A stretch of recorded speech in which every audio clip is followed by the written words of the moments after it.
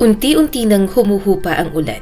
Ang mga ilaw sa kalsada ay nagre-reflect sa basang aspalto, habang ang syudad ay tila napapahinga na rin matapos ang isang mahabang araw. Si Erica, isang batang babae na taxi driver. Patungo na sa huli niyang biyahe para sa gabing yon. Pagod na pagod siya, masakit ang likod, mahapdi ang mga mata niya sa maghapong pagmamaneho at pagtitig sa kalsada. Pero kahit ganoon, hindi siya nadi-discourage. Maganda ang kinita niya sa araw na yon at sapat para sa pang-upa, pangkain at kahit kaunting ipon. Gayunpaman, may kaba pa rin sa dibdib ni Erica. Marami na siyang naranasang pasahero sa loob lang ng isang araw. Mga pasaherong hinahabol ang huling biyahe ng tren. Mga lalaking lasing na kumakanta sa loob pa ng taxi. Mga inang may kasamang umiiyak na bata. At mga kabataang nagmamahalan, tahimik na nagbubulungan sa likod ng sasakyan. Ngayong gabi, isa na lang ang natitirang booking. Isang matandang babae na kailangang sunduin sa isang address sa labas ng syudad. Tahimik ang biyahe habang tinatahak ni Erica ang makikitid na kalsada. Nang makarating siya sa lokasyon, agad siyang napahinto. Sa harap niya, isang lumang bahay. Noon marahil ay maganda ito. Malapad ang balkonahe, mataas ang bintana. Pero ngayon, bakbak na ang pintura. Tabingi at kalawangin ang mga bintana. At ang paligid ay tinubuan na ng damo at ligaw na baging. Halatang matagal nang walang nag-aalaga. Lumipas ang ilang minuto, walang lumalabas. Kinabahan si Erica. Hala, sana naman hindi fake booking to. Bulong niya sa sarili. Alam niya kapag walang sumipot, walang magbabayad. At sayang ang gasolina, lalo na't nasa dulo na siya ng syudad. Pinindot niya ang busina ng isang beses, dalawa, at habang naghihintay, hindi niya namalayang kinakabahan na siyang tinatapik ang manibela gamit ang kanyang mga daliri. Hanggang sa may pag-angat ng pinto. Dahan-dahang bumukas ang pinto ng bahay. May isang matandang babae na lumabas. Payat, kulubot ang mukha, mukhang lampas 80 na ang edad. Suot niya ang isang lumang Amerikana. Halatang hindi na angkop sa panahon at may manipis na shawl sa balikat. Sa likuran niya, hinila niya ang isang malaking maleta. Halatang mabigat. Hindi na nagdalawang isip si Erica. Mabilis siyang bumaba ng taxi at tinulungan ang matanda. Lola, ako na po. Marahan niyang sabi rito. Binuhat niya ang maleta at maingat na inilagay sa trunk. Nako iha, pasensya ka na talaga. Pinaghintay pa kita. Nahihiya naman ako. Mahina ang boses na sabi ng matandang babae. Ayos lang po yun, walang problema. Nakangiting sabi ni Erica. Nag-aasikaso kasi ako. Hindi ko na namalayan ng oras. Sabi pa ng matandang babae. Okay lang po talaga. Halina po, upo na kayo. Mag-seatbelt po tayo. Pumasok ang matanda sa likod ng taxi. Isinara ni Erica ang pinto at bumalik sa driver's seat. Sige, ilalagay ko na po sa GPS. Dadaan tayo sa bypass para iwas traffic. Dugtong ni Erica habang sinimula na ang pagmamaneho. Ngunit biglang nagsalita ang matandang babae. Iha, pwede ba kitang pakiusapan? Opo, hindi niya siguradong sagot. May bahagyang ngiti ang matandang babae. Pwede bang dumaan tayo sa sentro ng lungsod? Sa gitna mismo. Napatingin si Erica sa salamin. Matagal na akong hindi nakakalabas ng bahay.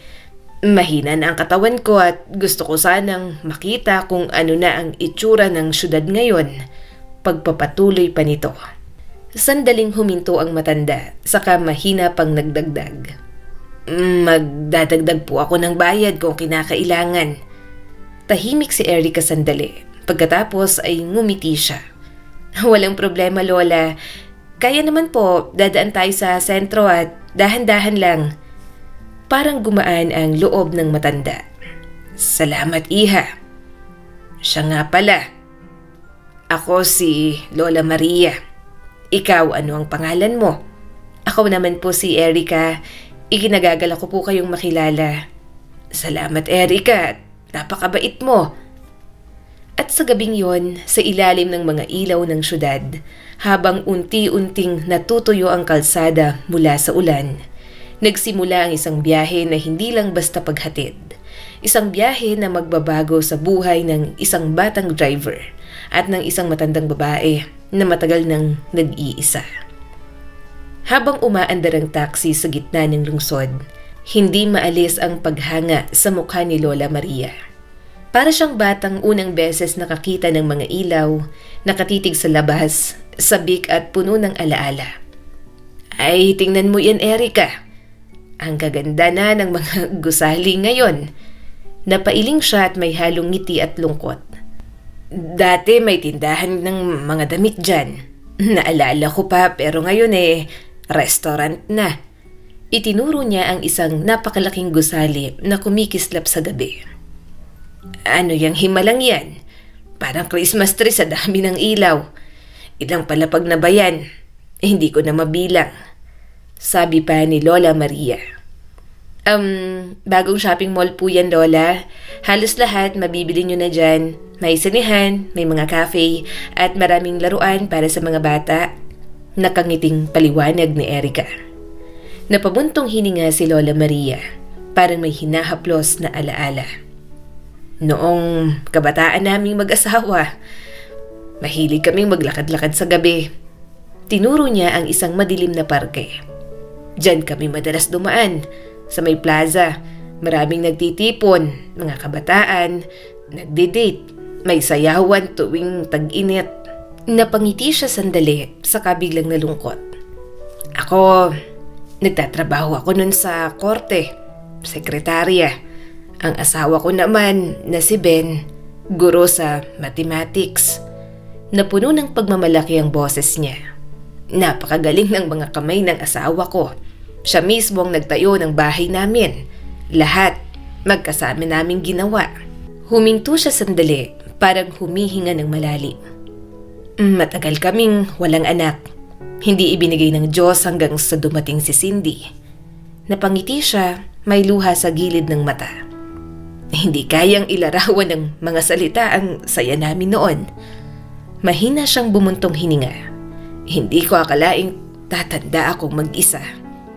Tahimik si Erica. Ramdam niya ang bigat ng kwento. Maya-maya'y maingat siyang nagtanong. Lola, nasa na po ang anak ninyo? Pinunasan ni Lola Maria ang luha niya. Mahabang kwento yan, Erica. Hindi naging maganda ang buhay pag-ibig niya. Nag-away sila ng ama niya at tuluyan na kaming itinakwil. Hindi na kami nagkita kailanman. Bigla siyang napatingin sa labas. Ay, ang ganda naman ng simbahan na yan. Pagkatapos ay bigla siyang bumaling kay Erica. At ikaw, Iha, paano ka napunta sa ganitong trabaho? Sa totoo lang, ngayon lang ako nakakita ng babaeng nagmamaneho ng taxi. Hindi ba parang hindi pang babae?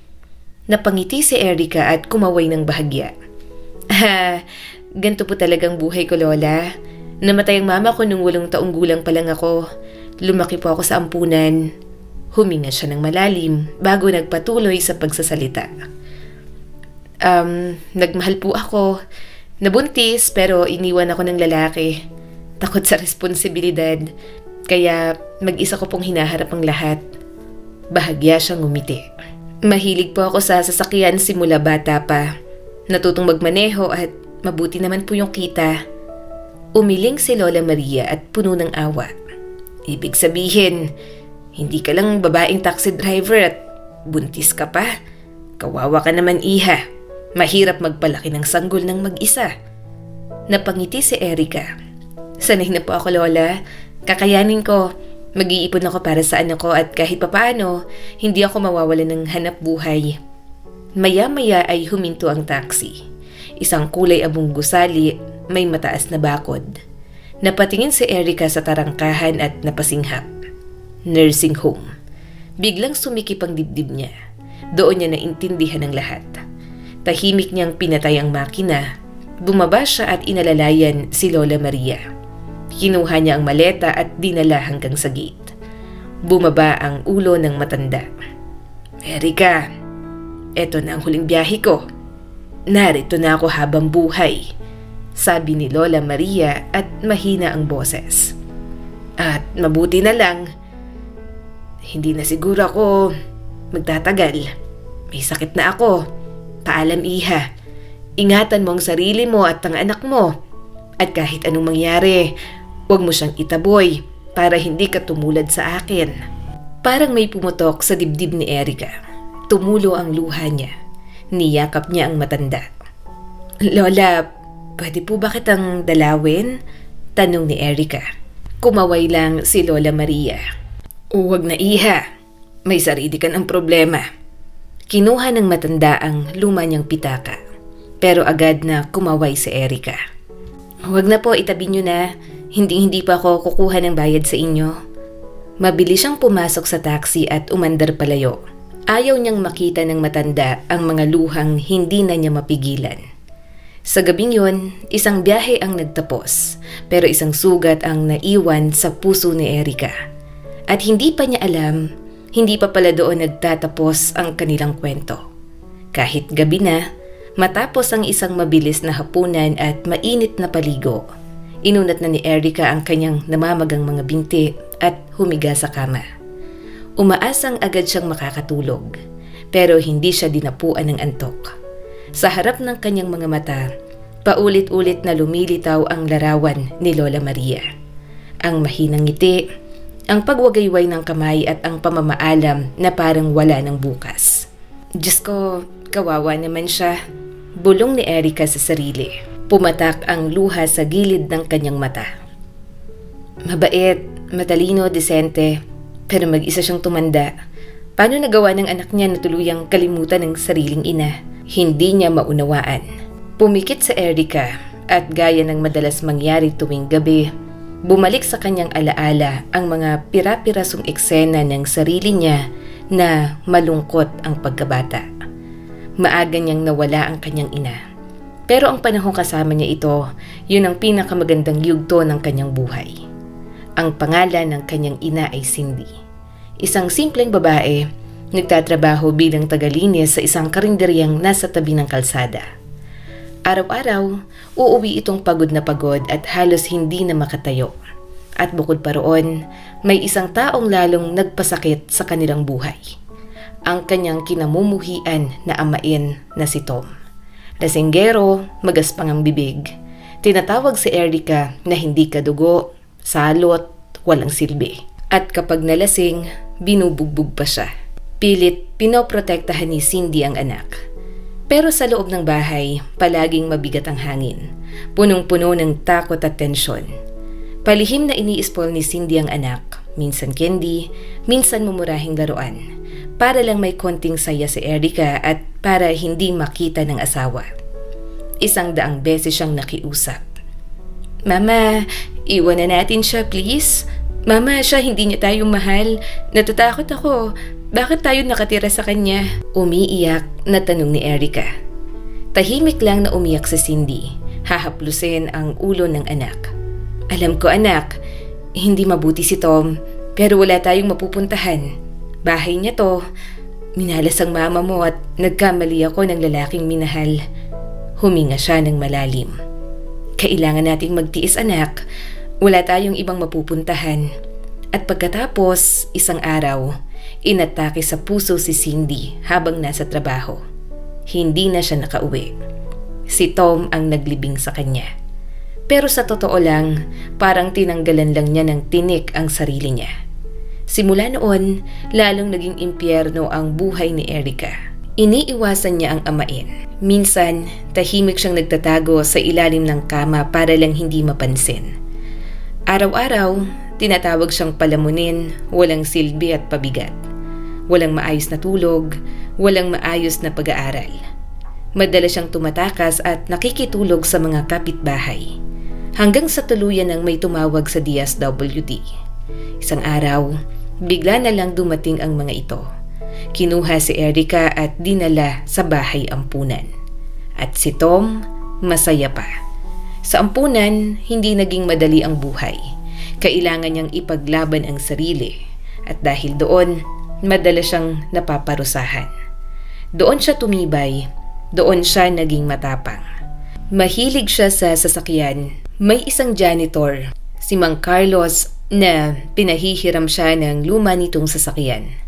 Mabilis siyang magpatakbo at walang takot. Naging kaibigan niya ang mga lalaki. Tinuruan siya ng mga piyesa kung paano intindihin ang makina, kung paano magbaklas at mag-ayos ng engine. Maiksi ang buhok niya, nakasuot ng rubber shoes at leather jacket.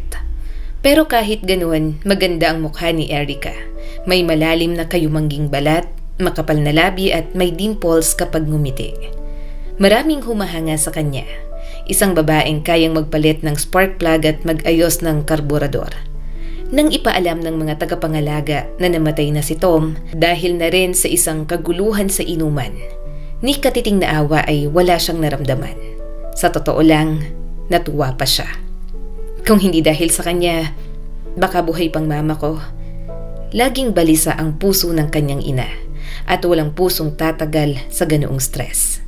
Paglabas niya sa ampunan, binigyan siya ng gobyerno ng isang maliit at masikip na apartment sa isang lumang gusali. Nung una, halos maiyak siya. Butas ang mga pader, maraming ipis, kupas ang wallpaper at sira ang mga upuan. Pero hindi si Erica ang taong sumusuko. Tinutulungan siya ng mga kaibigan. Nagmasilya siya ng pader. Tinakpan ng mga butas at nagpalit ng wallpaper. Hindi man maganda, pwede nang tirhan. Sa unang take pa lang, nakapasa siya sa driving exam. Kinuha ang lisensya at nagsimulang maghanap ng trabaho. Mahirap, babae, walang karanasan at walang koneksyon. Pero hindi pa rito nagtatapos ang laban ni Erica.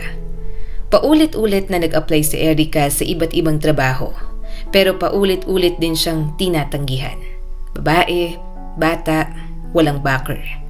Hanggang sa isang araw ay sinuwerte rin siya. Nakapasok siya bilang driver forwarder sa isang maliit na kumpanya. Babae rin ang may-ari, isang masiglang negosyante at may kumpiyansa sa sarili. Walang trabaho sa mundo na hindi kayang gawin ng babae. Nakangiting sabi ng kanyang boss at mahinang napangiti. At tama nga, magaling magmaneho si Erica. Maingat, responsable, laging nasa maayos na kondisyon ang sasakyan.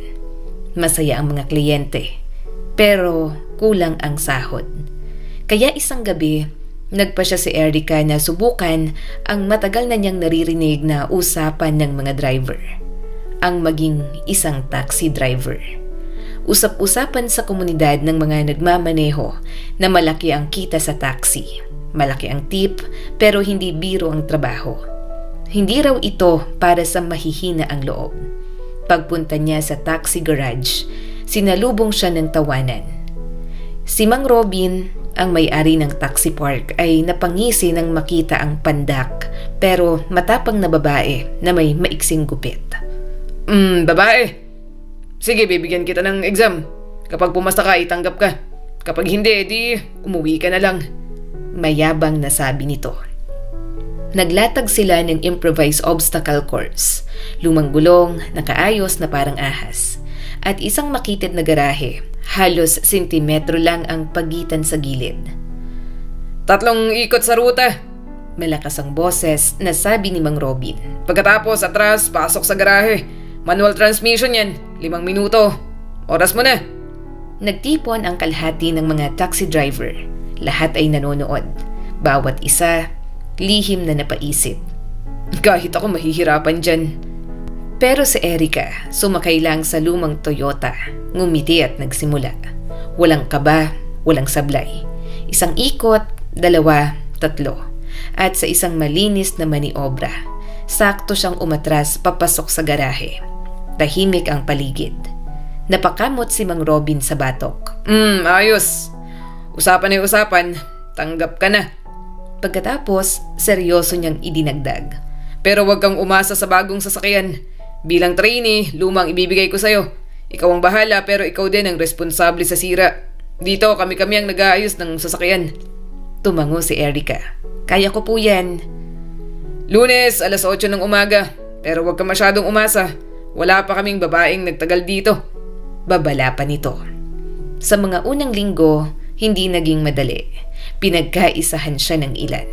Binibigyan ng pinaka-problemadong biyahe. Mga lasing, mga hysterical na pasahero, mga biyahe sa liblib na lugar sa gabi. Lahat naghihintay na sumuko siya. Pero nabigo sila. Hindi nagreklamo si Erica. Sa halip, halatang masaya siya sa trabaho. Madalas masira ang lumang taxi. Pero imbes na mainis, nagtitiklop lang siya ng manggas at sumusuot sa ilalim ng hood. Minsan, inaabot pa siya ng gabi sa pag-aayos. Unti-unti, nakuha niya ang respeto ng mga kasamahan. Kapag may biro, may halong tawa, walang panlalait. 3 taon siyang nagmaneho ng taxi. Hindi napagod at hindi sumuko. At 6 na buwan na ang nakalipas. Nagdesisyon ang mga kaibigan niya na bigyan siya ng espesyal na birthday gift. Isang biker's meet. Alam nilang ito ang ikatutuwa niya. At tama sila. Napanganga si Erica sa tuwa. Malalakas na motorsiklo, matitipunong lalaki na may makakapal na balbas, leather jacket, itim na jeans, parang mga Viking sa pelikula. Doon niya nakilala si Rigor. Isang malakas, maskulado at may kumpiyansang lalaki. Volleyball coach sa araw, motor ang buhay sa gabi. Agad silang nagkaintindihan, lalo na nang makita ni Rigor si Erica na umarangkada ng ilang ikot sa motorsiklo. Walang takot at walang alinlangan. Mabilis ang lahat. Nagkita, nag-usap, nagustuhan ng isa't isa. At pumutok ang isang mabagsik at mapusok na romansa. Hindi inalintana ni Erica na wala pang seryosong alok si Rigor. Masaya sila, malaya. Ano ba ang minamadali? Minsan, magrerenta sila ng motor. Mag-iikot sa buong syudad. Habang hinahampas ng hangin ang kanilang mukha sa buong magdamag. Hindi alam ni Erica na sa likod ng saya at pabilis na pag-ibig na yon, may paparating na unos na babago sa kanyang buhay magpakailanman. Mahal na mahal ni Erica ang kalayaan, ang bilis at ang matitinding karanasan. Sa ganitong mga sandali, tila umaapaw ang adrenaline at pakiramdam niya yun ang tunay na kaligayahan. Ganoon ang naging pag-ibig nila ni Rigor. Mainit, mapusok at parang laging huling pagkakataon. Bawat sandali, parang sabog na bula ng sabon. Makulay pero hindi panandalian. At isang araw, bigla na lang itong pumutok. Nang malaman ni Erica na siya ay buntis, hindi nagwala si Rigor. Hindi sumigaw, hindi nagmura. Mas masakit pa roon. Bigla na lang siyang nawala. Hindi sumagot sa tawag, hindi nagre-reply, at kapag nagkakasalubong sila, kunwari ay hindi siya kilala. At hindi pa doon nagtapos. Isang araw, nakita mismo ni Erica kung paanong hinalikan ni Rigor ang ibang babae sa harap ng maraming tao. Isang mayamang babae, parang kapalit na agad. Doon niya lubos na intindihan, tapos na ang lahat. Bumigat ang dibdib ni Erica, halo-halong sakit, galit, takot at panghihinayang. Sa sobrang kawalan ng pag-asa, pumasok sa isip niya ang isang marahas na desisyon. Naalala niya ang sarili niya na walang saya na pagkabata. Ang inang nag-iisang lumaban at sa huli, hindi kinaya. Wala rin naman akong mapupuntahan, wala ring tutulong, bulong niya sa sarili. Bakit ko pahahayaang ipanganak ang isang batang magdurusa lang? Sa gitna ng pagkalito, pumunta si Erica sa klinik at nagpa-schedule ng pagpapalaglag. Pero isang araw bago yon, may nangyaring hindi niya kailanman makakalimutan. May isinakay siyang pasahero. Isang babaeng may makulay na panyong nakabalot sa ulo at mahaba at may palamuting damit. Mukha itong babaeng manghuhula. At pagbaba ng pasahero, hinawakan nito ang palad ni Erica. Mariing tumingin sa kanyang mga mata. Huwag kang malungkot, iha. Magiging maayos din ang lahat. Isang lalaki ang ipapanganak mo at susunod ang isang babae. Hindi ka na maghihintay ng matagal. Ang kaligayahan mo, Nasa pintuan mo na. Mahina pero malinaw nitong sabi. Matapos nun, bigla itong umalis. Nanatiling nakaupo si Erica sa loob ng taxi. Hindi makagalaw at parang naistatwa. Hindi siya basta-bastang naniniwala sa hula. Hindi yon ang ugali niya. Pero kinabukasan, hindi na siya pumunta sa klinik. Pinili niyang itago at ipaglaban ang bata. Mahigpit niyang ipinangako sa sarili. Palalakihin ko siyang mag-isa. Walang rigor, walang lalaking iiwan kami, at lalong walang amain na tulad ni Tom. Pagkatapos ng desisyong yon, parang gumaan ang dibdib ni Erica. May layunin na siya. Kailangan niyang kumita ng mas malaki. Para sa panganganak, para sa mga unang buwan ng sanggol, para may panahon siyang mag-alaga hanggang makapasok ang bata sa daycare. Kaya lalo pa siyang nagtrabaho. Hindi niya ininda ang pagod. Wala siyang pagsusuka o hilo. Pero mas madalas sumasakit ang likod niya. At namamaga ang mga binti sa maghapong pag-upo at pagmamaneho. At sa kabila ng lahat, madalas pa ring sumagi sa isip niya si Lola Maria. Isang araw, naisip niya, dalawin ko kaya siya? Wala namang mawawala sa akin. Siguradong malungkot at nag-iisa siya roon. Bulong niya sa sarili. Alam ni Erica, kahit may pagkain at kama ang mga ganitong lugar, malamig ang pakiramdam, walang yakap at walang tunay na tahanan. Kinabukasan, naglaan siya ng oras. Bumili ng magandang palumpo ng bulaklak at ilang prutas. Dumalaw siya sa Home for the Aged. Pagkakita pa lang ni Lola Maria, napaiyak ito sa tuwa. Mahigpit siyang niyakap. Parang tunay na apo. Salamat, Erica. Napakabuti ng puso mo. Hindi mo nakalimutan ng isang matandang tulad ko. Umiiyak na sabi nito. Huminga ito ng malalim. Malungkot dito. Iba ang pakiramdam. Sa bahay ko parang gumagaling ako. Pero rito, awa na lang. Nanginginig ang kamay ng matanda. Hindi na rin ako makakain ng maayos. Nanginginig ang kamay ko. Natatapon ko lahat. Nagkwentuhan sila sandali. Pagkatapos, bumalik na si Erica sa trabaho.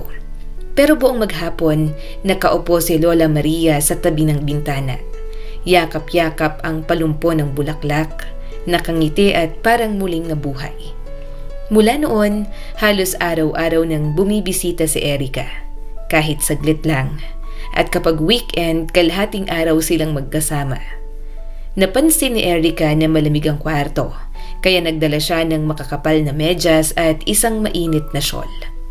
Napaiyak si Lola Maria sa tuwa. Para kang tunay kong apo. At mula noon, tinawag na niya si Erica na apo ko. Sa gitna ng sakit, pagod at pag-iisa, isang hindi inaasahang ugnayan ang nabuo. Isang pusong nawala ng ina at isang pusong iniwan ng anak. At sa kanilang dalawa, unti-unting natatagpuan ang kahulugang matagal nang nawala. Araw-araw, lalong lumalalim ang samahan ni na Erica at Lola Maria. Madalas silang magtagal sa munting parke ng boarding house. Uupo sa bangko, magkatabi, nagkukwentuhan na parang maglola. Minsan, magdadala si Erica ng tinapay. Dudurug-durugin nila yon at ihahagi sa lupa. Agad namang lalapit ang mga kalapati. Tila ba alam na may dalawang pusong mabait na naghihintay sa kanila. Isang hapon, habang pinagmamasdan ang mga ibon, maingat na nagtanong si Erica. Lola, paano po ba talaga mag-alaga ng sanggol? Ano po bang mga dapat kong tandaan? Ngumiti naman si Lola Maria. Ngumingiting may halong lungkot at alaala. Alam mo, Erica, kapag tinitingnan kita'y para kong nakikita si Cindy, ang anak ko. Napapikit siya sandali. Mahal na mahal ko siya. Sino bang mag-aakala na hahantong sa ganito ang lahat? Huminga siya ng malalim. Matapang at matalino si Cindy. Magaling mag-aral. Napakarami naming pangarap para sa kanya ng asawa ko. Biglang nagbago ang tono ng boses niya. Tapos dumating ang lalaking yon. Isang dayuhan. Si Arthur. Kumuyom ang kamay ni Lola Maria. Pinagulo niya ang isip ng anak ko. At alam mo bang may asawa na pala siya? Napailing ang matanda. Hindi nakalaban si Cindy. Nabulag sa pag-ibig at hindi nagtagal ay nabuntis siya. Biglang bumigat ang paligid. Nang malaman ng asawa ko, napakalaking iskandalo. Nanginig ang boses ni Lola Maria. Pero tinuloy pa rin ito ang pagkukwento. Sabi niyang pinahiya raw ni Cindy ang pamilya namin na nagdala siya ng kahihiyan. Huminga siya ng malalim at halos manginig na. At ang lalaking yon, tinanggi ang lahat. Sinabing hindi niya anak ang dinadala ni Cindy. Hindi ko alam. Sabi niya, hindi niya raw anak yon. Napapikit ang matanda. Tuluyan ang tumulo ang mga luha niya. Pinaka nasaktan si Cindy nang hinarap namin ang lalaking yon para hanapin ang katotohanan. Pakiramdam niya hindi kami naniwala sa kanya. Kaya sinundan niya ang lalaking yon at umalis. Iyon ang huling balita ko sa kanya. Kung hindi ko na alam kung nasaan siya, kung papaano siya nabubuhay. Mahina siyang humikbi. 100 beses naming pinagsisisihan ang pagsigaw sa kanya. Dapat tinanggap namin siya. Dapat pinalaki namin ang apo namin ng magkasama. Napatingin siya kay Erica. Hindi siya ang una. At hindi rin siya ang huli. Hinawakan niya ang kamay ni Erica. Kaya huwag na huwag mong pagsisisihan ng bata. Mahalin mo siya at palakihin mo siya. Ngumiti siya at may luha sa mga mata. At ang pinakamahalaga ay magkasama kayo. Kapag tumanda ka, may mag-aabot sa iyo kahit man lang baso ng tubig. Lumipas ang 3 buwan na parang isang iglap. Isang araw ng pahinga yon, maagang gumising si Erica at abala na sa kusina. Hindi siya marunong magluto pero pilit niyang binabantayan ng kawali. Umaasang hindi masusunog ang mga giniling. May plano siya. Ipagluto si Lola Maria ng pagkaing gawang bahay. Biglang tumunog ang cellphone. Hello, si Erica po ba ito? Tumatawag po kami mula sa nursing home. Napatigil si Erica. Ibinigay po ni Lola Maria ang number ninyo kahapon. Bigla po siyang inatake kagabi. Sa kasamang palad ay pumanaw na po siya. Nanginginig ang tinig sa linya. Paumanhin po, sino po ang mag-aasikaso sa libing? May kamag-anak po ba siya? Hindi na nakasagot si Erica. Ibinaba niyang cellphone at humagulgol. Parang may hinugot sa dibdib niya. Para siyang nawala ng tunay na lola. Walang pag-aalinlangan, ginastos niya ang perang iniipon para sa panganganak. Para maihatid si Lola Maria sa huling hantungan ng marangal. Malinis ang konsensya niya. Isang bagay ang lalong tumimo sa puso ni Erica. Ang mga tuyong bulaklak mula sa kanyang bouquet, maingat na inilagay sa pagitan ng mga pahina ng aklat ni Lola Maria. Ibinigay yon sa kanya ng nurse. Para takasan ng lungkot, bumalik si Erica sa trabaho, araw at gabi. Hanggang sa isang araw, literal siyang pinalayas ni Mang Robin sa garahe. Erica, nawawala ng bait mo. O gusto mo bang dito ka manganak sa trabaho? Galit pero nag-aalala ang tono ng matanda. Tinuro niya ang tiyan ni Erica. Tama na, mag-maternity leave ka na. Huminga siya ng malalim. Lahat ng babae dumadaan dyan. Huwag kang mag-alala at may trabaho ka pa rin dito. Kapag lumaki ng bata, bumalik ka. Kailangan namin ng katulad mo. Walang nagawa si Erica. Kinabukasan ay nag-maternity leave na nga siya. At sa mismong araw ding yon, may kumatok sa pinto. Isang notaryo, nasa gitnang edad at may hawak na makapal na folder. Ang mga salitang sinabi niya ay tuluyang nagpayanig sa mundo ni Erica. Napag-alaman ni Erica na may iniwang testamento si Lola Maria. Tahimik na inilatag ng notaryo ang mga dokumento sa mesa. May habilin po sa inyo si Lola Maria. Ipinamana niya sa inyo ang kanyang bahay. Parang hindi agad na unawaan ni Erica ang narinig. At may sulat po siya para sa inyo. Inatasan po akong ibigay ito ng personal. Narito rin ang susi at mga papeles. Mula ngayon, kayo na po ang lehitimong may-ari ng bahay. Tumango ang lalaki. Paumanhin pero kailangan ko na pong umalis. Marami pa akong pupuntahan at magandang araw po. Umalis siya, iniwan si Erica na nakatitig sa kawalan. Naupo siya sa lumang upuan. Nanginginig ang mga kamay habang binubuksan ng sulat. Mahal kong Erica, sa hindi inaasahang pagkakataon, ikaw ang naging pinakamalapit at pinakamahalagang tao sa buhay ko nitong mga huling buwan. Hindi mo alam kung gaano kahalaga sa akin ang bawat pagbisita mo. Napakalaking ginhawa ang malaman na may taong naghahanap at nangangailangan sa akin. Salamat sa kabutihan ng iyong puso, sa presensya mo, sa mga usapang nagmumula sa puso. Pinainit mo ang kaluluwang matagal ng malamig mula sa kalungkutan at pagwawalang bahala. Kaya ang pinakamaliit na ibibigay ko sa iyo ay ang aking lumang bahay. Huwag mo sanang ibenta ito sa wala. Ayusin mo ito, tirahan mo kasama ang iyong anak. Yon ang pinakagusto ko. May bahagi ng kaluluwa ko ang bahay na yon. Paalam mahal ko, iyakapin mo ang sarili mo at ang iyong anak. Nagmamahal, Lola Maria. Tahimik na umiyak si Erica. Naalala niya ang tuyot at malamig na kamay ni Lola Maria at ang mga mata nitong puno ng pangungulila. Sa kabila ng malaki na ng tiyan, nagpa siya si Erica. Lilipat siya sa bahay ni Lola Maria. Wala naman siyang magawa sa masikip niyang apartment at mas magiging mabuti para sa sanggol ang may sariling bakuran at sariwang hangin. Sumakay siya ng taxi at dinala ang lahat ng gamit papunta sa bagong tahanan. Pero sa totoo lang, takot na takot siya sa hinaharap. Kaunti lang ang ipon niya at napakaraming gastos ang paparating. Paano ko kakayanin to? Walang malinaw na sagot. Kaya para hindi mabaliw sa kakaisip, sinimulan ni Erica ang general cleaning. Isa-isang nilinis ang mga cabinet, inayos ang mga istante, at sa may silong, nakakita siya ng ilang mga gamit. Sa aparador ni Lola Maria, nakakita siya ng isang napakagandang bestida. Nahulaan niyang yon ay kay Cindy, ang anak na nawala. Marahil itinago yon ni Lola Maria buong buhay niya bilang alaala. Maluwang ang bahay, puno ng espiritu ng nakaraan. Kitang-kita na may gininto ang kamay ang asawa ni Lola Maria.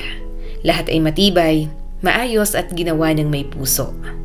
Kahit dekada na ang tanda ng bahay na yon, kaunting ayos na lang ang kailangan. Napagpasyahan ni Erica na gawing nursery ang isa sa mga kwarto at doon na pumasok sa eksena si Paul, isa sa mga taxi driver sa trabaho. Nag-alok siyang tumulong, kakahiwalay lang ni Paul sa asawa. Iniwan siya nito para sa ibang lalaki. Kaya hindi siya nagmamadaling umuwi kahit kailan. Madalas silang magkasama noon, nag-aayos ng sasakyan, nagkukwentuhan. Ngayon magkasama silang nagkukumpuni ng bahay. Pinanood ni Paul sa Erica. Umakyat sa hagdan, naglagay ng wallpaper, tila isang foreman kung mag-utos. Suot niya ang panyo sa ulo, may guhit-guhit na blusa at ang tiyan niya nakalitaw na parang pakwan. Napatawa si Paul.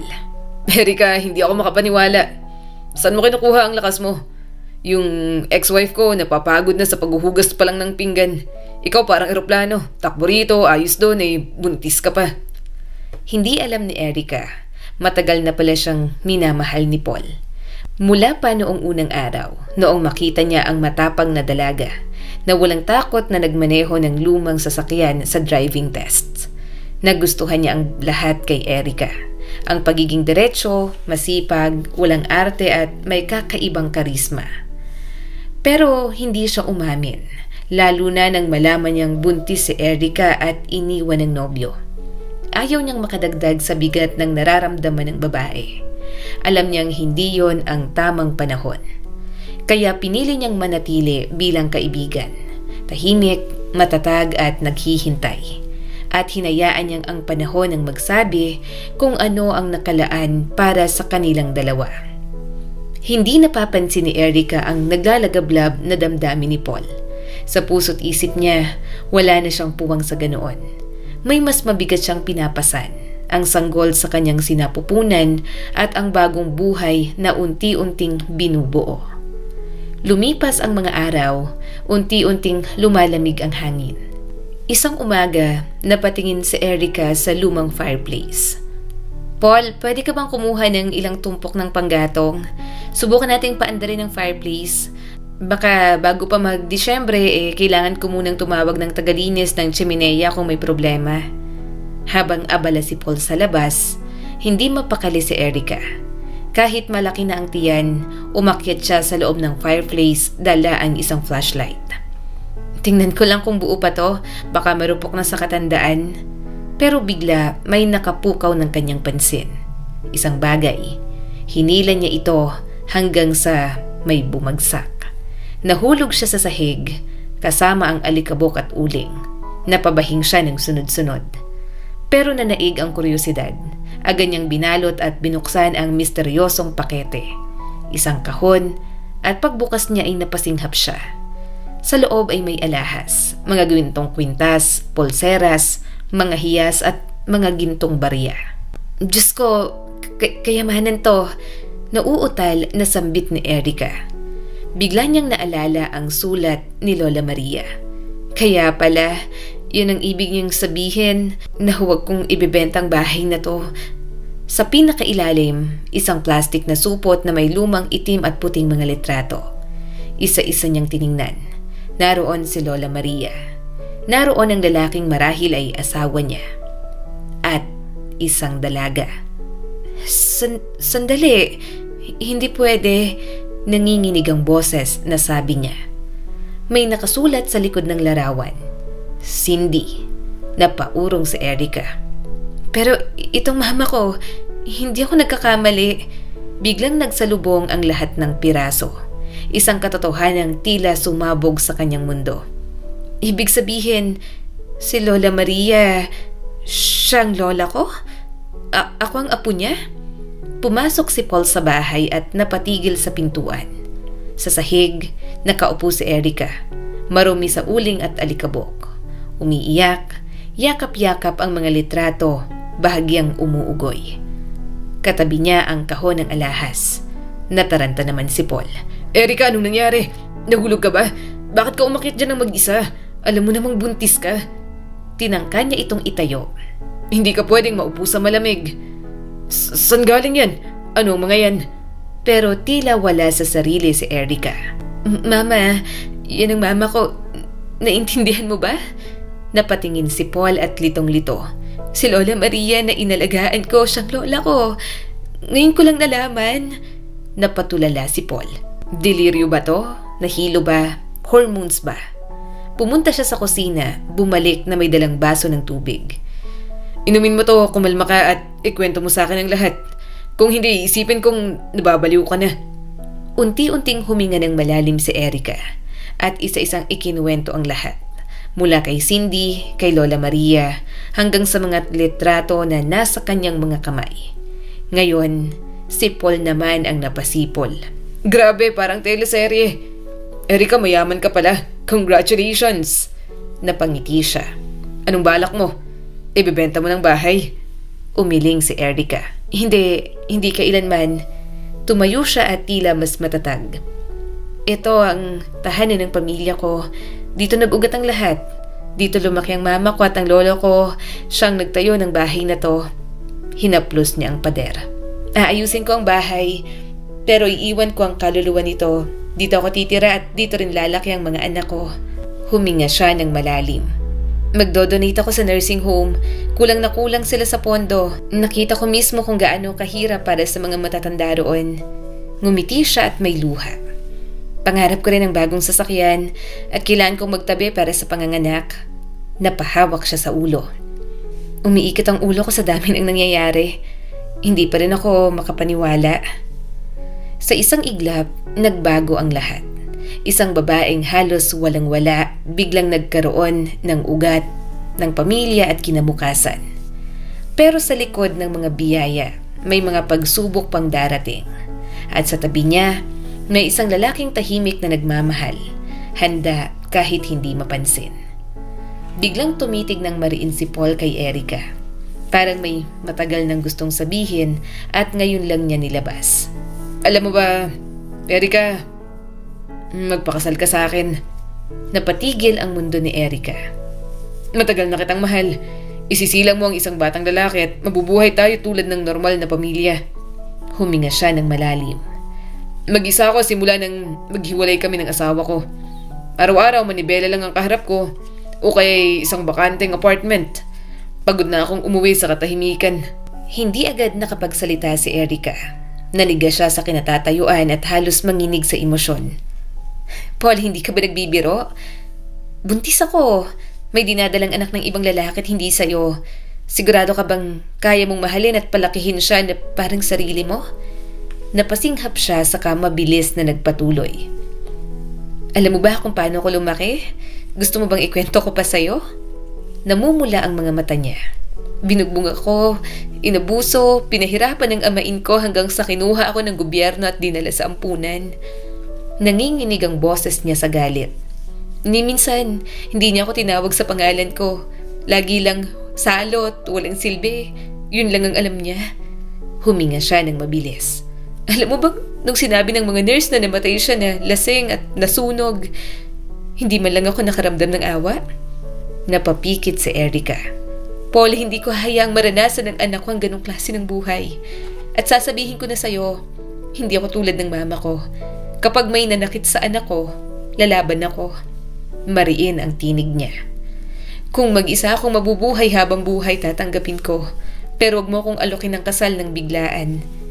Bigla siyang tumingin ng matalim. O baka naman, dahil may pera na ako ngayon. Yun bang dahilan? Anong kapalit nito, Paul? Nanlumo si Paul. Namumutla siya sa sakit. Bakit mo hinuhusgahan ang lahat ng lalaki base sa isang tao? Huwag mo naman gawin yan. Nanginig na rin ang tinig ni Paul. Hindi mo ba nakikita kung gaano ako nagsisika para mapansin mo? Para iparamdam sa'yo na mahal kita. Napataas ang boses niya at puno ng hinanakit. Anong kinalaman ng pera mo sa nararamdaman ko? Ano bang pinagsasasabi mo? Kung ayaw mo sa akin, sabihin mo lang. Napasinghot siya. Ginawa mo kong halimaw. Isang sakim at sadistikong demonyo. Sige, mamuhay ka ng mag-isa sa ugali mong yan. Tumayo si Erica, matigas ang mukha at itinuro niya ang pinto. Salamat sa tulong mo. Magandang araw. Hindi na kita pipigilan. Nanlaki ang mata ni Paul at sumigaw din. Magandang araw din sa'yo. At sa isang iglap, naghiwalay sila. Durog na durog ang damdamin. Isang oras lang ang nakalipas, magkatabi pa silang nagdidikit ng wallpaper. Ngayon ay parang magkaaway na estranghero. Pag-alis ni Paul, napaupo si Erica sa sofa. Pagod na pagod, pisikal at emosyonal. Sige, umalis ka. Kakayanin namin to. Bulong niya sa sarili. Hinaplos niya ang tiyan. Hindi ba anak? Tayo lang ang kailangan natin. Ang mga lalaki sakit lang sa ulo. Unti-unting gumaan ang dibdib niya. Humupa ang kirot. Kinuha niya ang lumang litrato mula sa divider. Nakangiti ang kanyang ina. Bata, masaya at puno ng pangarap. Mama, bakit? May mabubuti kang magulang. Bakit mo sila tuluyang iniwan? Tiningnan niya ang larawan ng lolo. Mukha kang istrikto. Siguro hindi masayang lumaki sa piling mo. Mahigpit niyang niyakap ang mga larawan. Ang pinakamahalagang yaman na mayroon siya, mga piraso ng kasaysayan ng kanyang pamilya.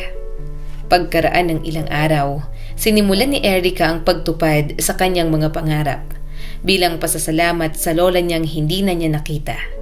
Nagpadala siya ng malaking donasyon sa nursing home, bumili ng bagong sasakyan, nag-hire siya ng mga eksperto para sa restoration ng bahay, ayon sa sarili niyang disenyo.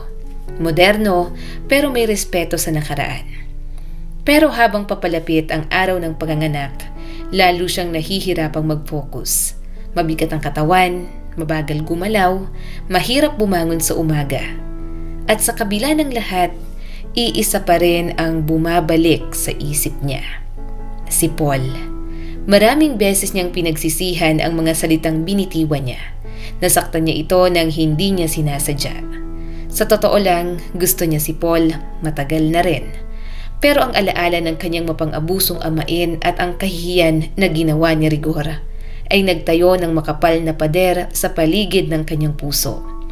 Takot siyang magmahal, takot siyang magtiwala, takot siyang masaktan muli. Samantala, ganoon din ang nararamdaman ni Paul. Hindi nawala sa isip niya si Erica. Ang matapang, diretso at sariling paa ang tinatapakan. Naiintindihan niya na ngayon, marami siyang nasabi sa maling oras. Alam niyang hindi biro ang akuin ang responsibilidad ng anak ng ibang lalaki. Pero sa kabila ng lahat, handa siyang subukan. Handa siyang mahalin ang batang malapit ng isilang kahit hindi niya naman kadugo. Sa pagitan ng takot at pag-ibig, galit at pag-asa, isang desisyon ang paparating na muling mag-uugnay sa dalawang pusong parehong sugatan, pero parehong handang magmahal. Pero sa kabila ng lahat ng masasakit na salitang binitiwan ni Erica noon, hindi kailanman nagbago ang nararamdaman ni Paul. Galit man siya, nasaktan at ipinagtabuyan, ang puso niya ay iisa pa rin ang gustong puntahan. Si Erica. Tuwing gabi hindi siya mapakali, lalo na ngayong malapit na ang panganganak. Mag-isa siya sa malaking bahay na yon. Paano kung sumama ang pakiramdam niya? Paano kung may mangyari? Paulit-ulit niyang binubuksan ng cellphone. Paulit-ulit tinitingnan ang pangalan ni Erica. Ilang beses nang nakatype ang kumusta ka. Ilang beses nang nakadial ang numero pero hindi niya tinuloy. Ayaw na niya sa akin. Ayaw na niyang makarinig pa ng kahit ano. Kahit pinili niyang manahimik, kahit masakit, isang araw, nasa taxi garage si Paul. Nagbalik siya ng makina ng sasakyan. Nakadapa sa ilalim ng hood, pawisan at tahimik. Bigla niyang narinig ang usapan ng mga kasamahan. Uy, narinig niyo na ba? Ano yun? Nanganak na raw si Erica kahapon ah. Lalaki raw ang baby. Parang binuhusan ng malamig na tubig si Paul. Si Mang Robin lang ang nakaalam. Sabi niya dapat daw batiin si Erica. Mabait yun. Hindi na narinig ni Paul ang kasunod. Bumaliktad ang sikmura niya. Nanginig ang kanyang kamay. Bigla niyang ibinato ang mga tornilyo at wrench. Tumakbo siya papunta sa banyo, naghilamos at huminga ng malalim. Bahala ng pride. Hindi ko na palalampasin to, sabi niya sa sarili. Mabilis siyang lumabas, bumili ng isang malaking palumpo ng pulang rosas, mga prutas at kaunting pasalubong para kay Erica. At diretso na sa ospital. Habang nagmamaneho, isa lang ang laman ng isip niya. Sasabihin ko ulit ang lahat, kahit itaboy niya ako, basta malaman niyang mahal ko siya. Pagdating sa maternity hospital, pinaghintay siya sa lobby. 1 oras, 2, hindi siya pinayagang pumasok. Please, sandali lang kahit makita ko lang siya. Halos magmakaawa na siya. Hanggang sa naawa ang isang nurse. Nako, ang kulit mo ha. Hindi pa oras ng bisita, pero sige, sandali lang. Pag wala yung boss. Sa loob ng silid, nakahiga si Erica. Handa ng padidehin ang kanyang sanggol. Pagod ang katawan pero puno ang puso. Biglang pumasok ang nurse. Ma'am, nandyan po ang asawa mo. Sandali lang ha? Ha? Nabiglang tanong ni Erica. Bago pa siya makapag-isip, bumukas ang pinto at bumungad si Paul. Sa isang iglap, nawala ang lahat ng galit, takot at sama ng loob. Nilapitan siya ni Paul, niyakap ng mahigpit at marahang hinalikan. Congratulations, Erica! Inabot niya ang mga bulaklak at prutas. Pero agad siyang nagsalita, parang takot na maagawan ng oras. Hindi mo na ako maitataboy ngayon. Pakasalan mo ako. Napatigil si Erica. Pero dire-diretsong nagsalita si Paul. Sinusumpa akong mamahalin ko ang anak mo na parang sarili ko. Hindi kita iiwan. Kahit magsungit ka, kahit hindi ka marunong magluto. Natawa si Erica kahit may luha. Kahit hindi ko makain ng mga pancake at giniling mo, mahal pa rin kita. Umiiyak na tumatawa si Erica. Grabe ka, Paul, pero oo, patawarin mo ako. Natatakot lang talaga akong magmahal ulit. Hinawakan niya ang kamay ni Paul. Mahal din kita. Matagal na. Napaubo naman ang nurse. Sandali lang yan. Anong pangalan ng anak natin? Apelido ko na yan. Martin. Martin, ang ganda. Pagkalabas ng ospital, nagpakasal agad sina Paul at Erica. Simple lang, sa bahay ni Lola Maria. Naroon ang buong taxi fleet. Nag-toast si Mang Robin. Paul, isa kang tunay na lalaki. Respeto ko yan. Sa gitna ng kasiyahan, umiyak ang sanggol. Takot na takot si Paul pero pumasok siya sa nursery. Sa harap niya, isang ina, Hindi ng dating matigas at boyish na si Erica, kundi isang babaeng puno ng lambing at liwanag. Pwede ko bang buhatin? Nang ibinigay sa kanya ang sanggol, nanginginig pa ang kamay ni Paul. Tulog na anak. Nandito na ang papa mo. Hinding-hindi ka sasaktan. Niyakap siya ni Erica. Salamat. Kasama kita't kakayanin natin to. Hindi naging perpekto ang lahat. May puyat, tampuhan, pero araw-araw mas pinipili nilang magmahal. At doon natutunan ni Erica na ang tunay na pamilya ay hindi lang dugo, kundi ang taong piniling manatili. Ang kwentong ito ay nagpapaalala sa atin. Hindi lahat ng iniwan ay mawawala magpakailanman. At hindi lahat ng sugat ay mananatiling masakit. Kapag handa kang magtiwala muli, darating ang taong pipiliin ka kahit hindi ka perpekto. Muli, ako po si Skylar Guro at sana ay may bago na naman kayong natutunan sa kwento natin ngayon. Maraming salamat po.